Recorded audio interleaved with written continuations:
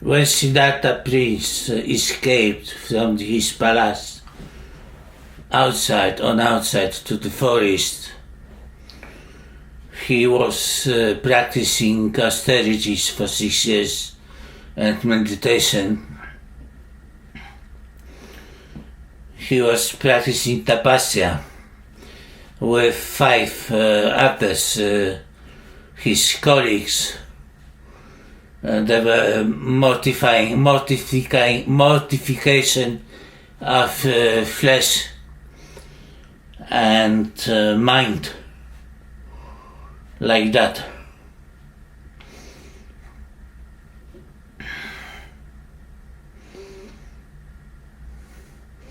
He was torturing himself, living on 1 grain of rice, they say. But it was austerities and hardships of heat and cold and pain, physical pain, sleeping on the ground, and rain, snow, it doesn't matter. Maybe there was no snow, but there was a lot of rain. And he was sleeping and living under the open sky and enduring that rain on his body. So he was practicing austerities, tapasya. At that time, there was people thought that to attain higher spiritual consciousness, you need to suffer. You need to suffer hardships and physical pain to elevate yourself upstairs to higher consciousness. So those 5 ascetics plus Siddhartha were practicing these austerities and hardships and self-inflicted torture. And one day Siddhartha was so thin and so exhausted and hungry that he was on the brim of death. And he thought to himself that this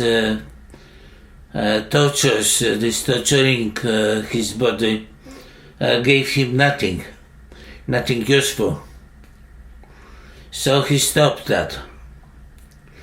And there was a girl who gave him rice porridge, a bowl of rice porridge, and told him to eat it. He ate it, and later he recovered from his condition of exhaustion and depression, and he committed himself to sitting in meditation under the Bodhi tree. They call it Bodhi tree now, in Bodhi Gaya. So he committed himself to meditation, and he was sitting diligently day and night in that meditation, not falling, not putting himself to sleep on the ground, but he was sitting non-stop in cross-legged position, lotus position, and was doing contemplation meditation and concentration meditation. My teacher, Zen Master Sun Shan, was saying that Buddha was doing don't know meditation, that he was keeping mind in complete don't know, incomplete in not knowing, and he was sitting there like this with this don't know mind. I don't know if it is true or not. Probably.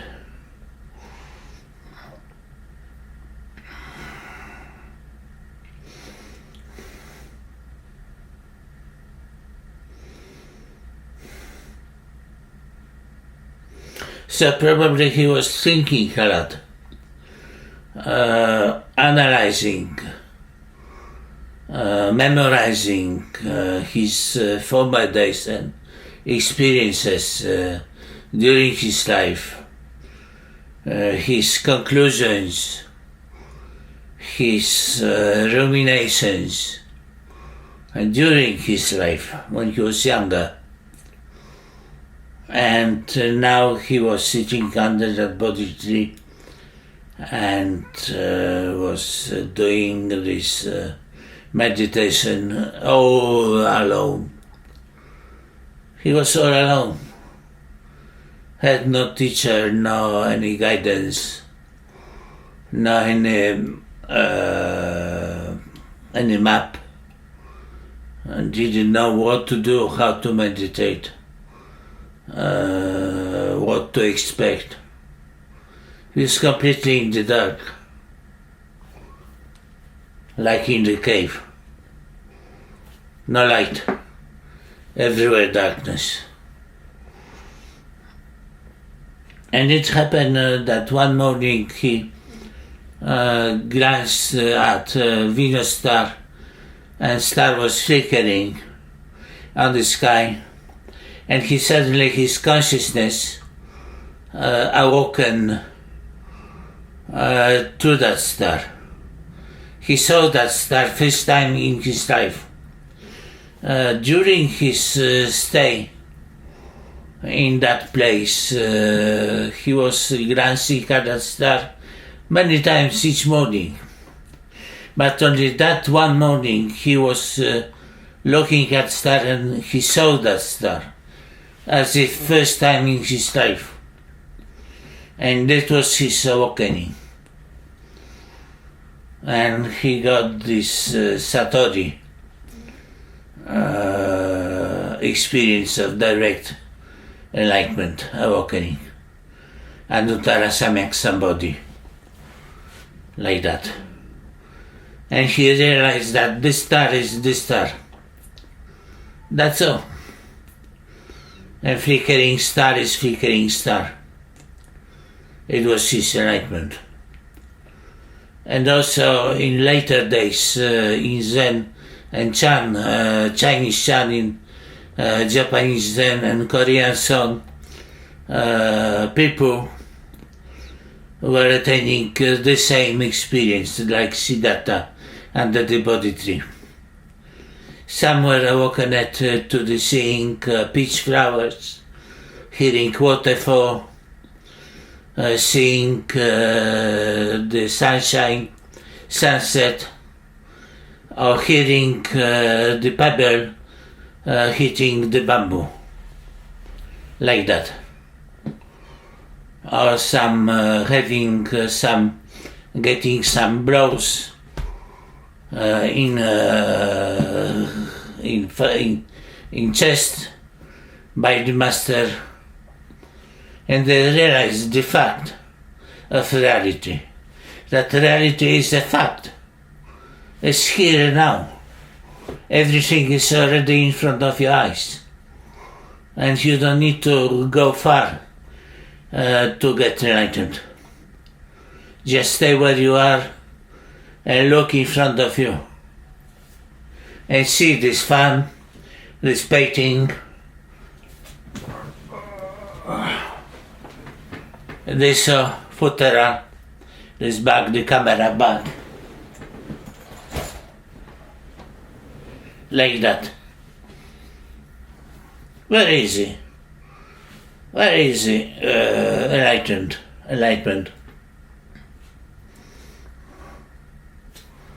You can see the flower in the flower box. Somebody can say something to you and it resonates in your head, and later you wake up to reality. You can hear the sound of coming truck on the street, or seeing a fight on the market. Like one Zen master got awakening when he saw violent fight in the marketplace. People were fighting, and he, seeing this, he got awakening. So this is true enlightenment, through experience, like that. It is not learned from the teacher. Teacher cannot enlighten you. Teacher can give you instructions what to do, how to proceed with your life, with your meditation. Because meditation is not only sitting on cushion and sitting like this, but it is all your life you commit yourself to meditation. When you eat, when you work, when you sleep, when you watch television, when you read a book, when you listen to music, when you talk to your friend, when you walk your dog, when you visit your friend, when you visit your grandparents, all these occupations you commit yourself to meditation. And usually meditation is on the subject. You get some question from teacher, for example, what am I?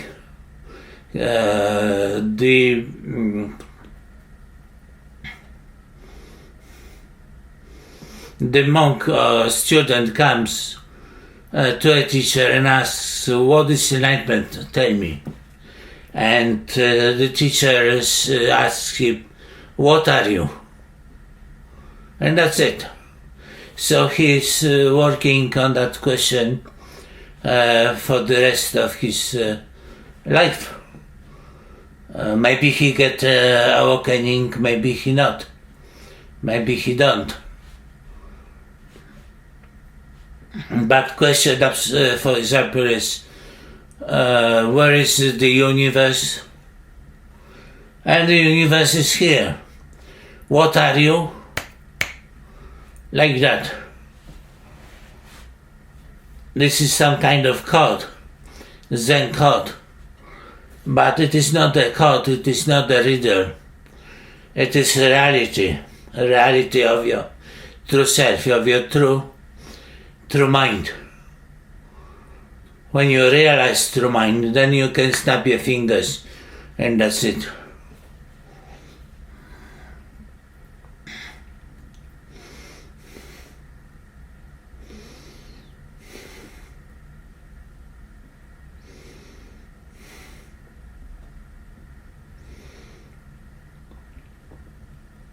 So Siddhartha attained that Satori under the Bodhi tree, and he later gave his teachings to people.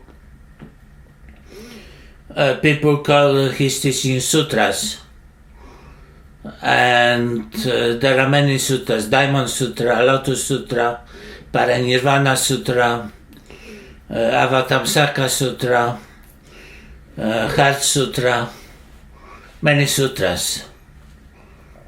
And also is Sukhavati Sutra, where Buddha is describing Sukhavati, the pure land of Buddha Amitabha. But these descriptions of paradise, of heaven, are elusive. Probably we don't know how it is in Dawachen, how it is in Kingdom of God of Jesus Christ. Why Jesus Christ is, we don't know that. He didn't tell. And people also are saying that the end is near. And I want to say that the end is not near, because we have karma and we have a universe which is still existing. So there is no end coming near. And Jesus is not coming soon, because he said in Gospels that even he doesn't know when will he come back. He said, even I don't know when I will come back because I don't know that. And he said that his father only knows the date of his coming back. So people are saying some fibbles and some foolish things about Jesus. Usually they abuse Jesus since many years. For many years they are making him his own man and working for them. A man working for them, for Roman Catholic Church. Yeah, but Roman Catholic Church has nothing common with Jesus. The same like these Hare Krishnas has not much common with Krishna. Yeah. Not much common with Krishna, Hare Krishnas, yeah. Yeah, Hare Krishnas. I was 7 years in Hare Krishnas, so I know how it looks like, from within, from behind doors. The display is nice, dancing, smiling, singing, dancing, but behind closed doors there is different story. There is abuse, rape, beatings, exploitation, like that. This is true Hare Krishna. And also this Roman Catholic Church, full of pedophiles. Yeah. And abuse. And wealth. Stolen wealth. This is not Jesus Christ. Yeah. And people say on YouTube that Jesus Christ is coming soon, because in Jerusalem some building something, some temple, or sending some Red Bulls to Jerusalem from America, and they are recovering all the rituals. But as Jesus said, you don't know the time and hour of my coming. He said like this. So I don't worry about coming back of Jesus Christ soon. He may come back tomorrow. He may come back in million years. Or in billion years, like that.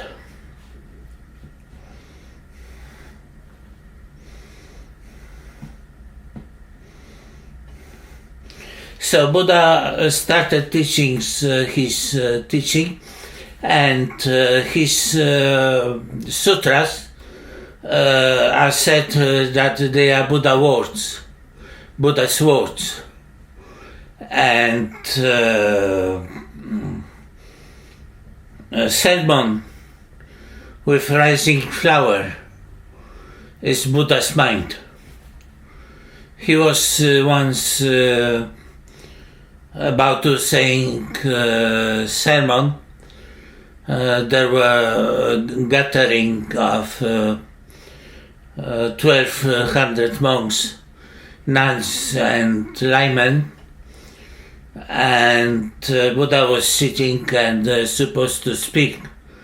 As usually he was speaking, but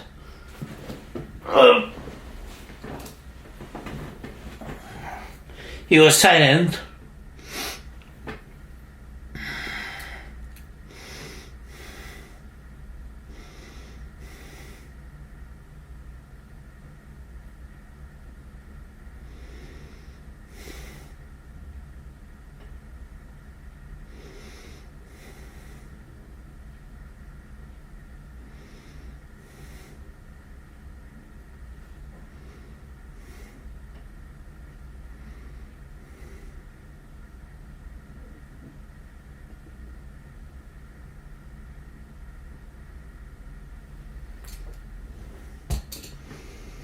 Like that. If you are enlightened, you understand. If you are not enlightened, you don't. Download Shake Win.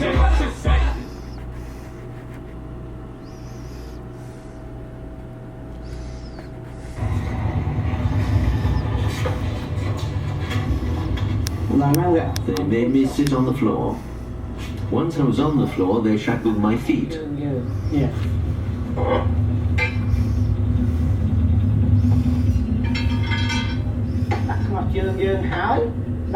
Then they took the handcuffs and blindfold off. They pulled the curtain made from a rice sack, so I couldn't see what was going on outside. But I could hear their comings and goings.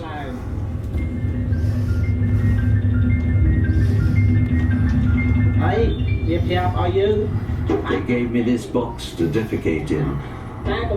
If I wasn't clean, I had to lick the floor with my tongue. If I refused, they beat me.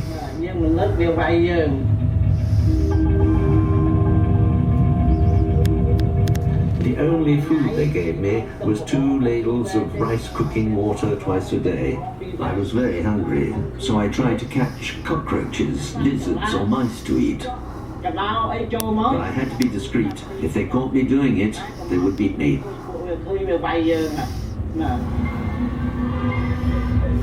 For 12 days and nights, Shum Mei came and went between his cell and the interrogation room.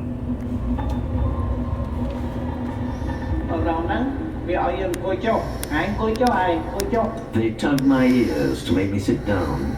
Then they put shackles back on my feet. They asked me how many of us were in the CIA and the KGB and who had got us into the network. I was clasping my hands, begging, "Older brother, I know nothing about the CIA or the KGB." So they carried on beating me. It was when I tried to protect my face that my little finger was broken.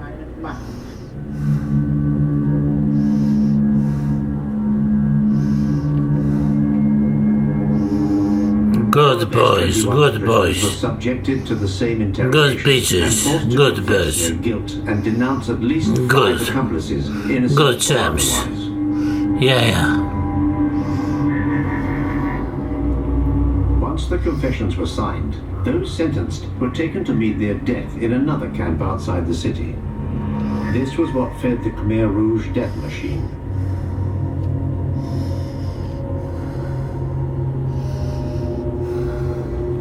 In 1978, the Khmer Rouge Swan Sikone narrowly escaped elimination. I was accused of belonging to a CIA network. I wasn't arrested because there had to be 5 accusations to be arrested. There were only 4.5 against me.